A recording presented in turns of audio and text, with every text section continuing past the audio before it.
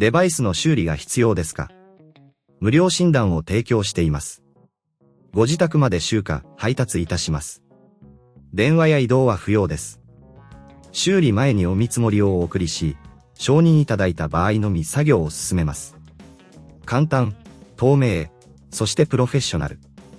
リンクは説明欄にあります。まず、必要な工具を用意します。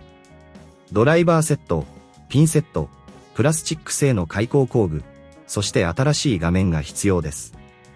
作業を始める前に、ラップトップの電源を切り、バッテリーを取り外してください。次に、底面のネジを外します。これは、ラップトップの背面にある小さなネジで、合計で10本ほどあります。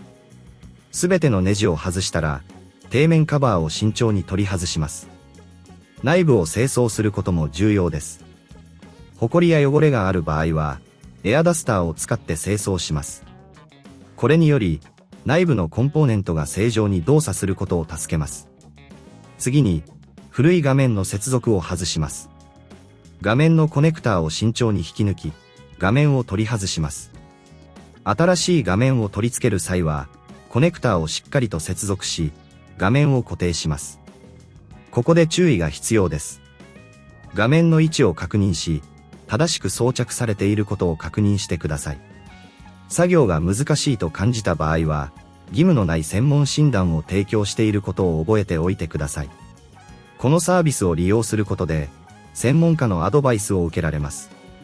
画面を取り付けたら、再度底面カバーを取り付け、ネジをすべて締めます。バッテリーを元に戻し、電源を入れて動作を確認します。新しい画面が正常に動作しているか確認してください。また、ご自宅での集荷と配達サービスも利用可能です。修理前の見積もり提供も行っており、電話も不要、移動も不要ですので、大変便利です。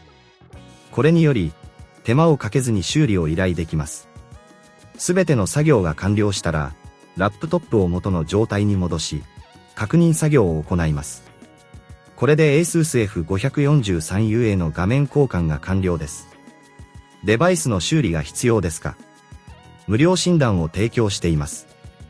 ご自宅まで集荷、配達いたします。電話や移動は不要です。修理前にお見積もりをお送りし、承認いただいた場合のみ作業を進めます。簡単、透明、そしてプロフェッショナル。リンクは説明欄にあります。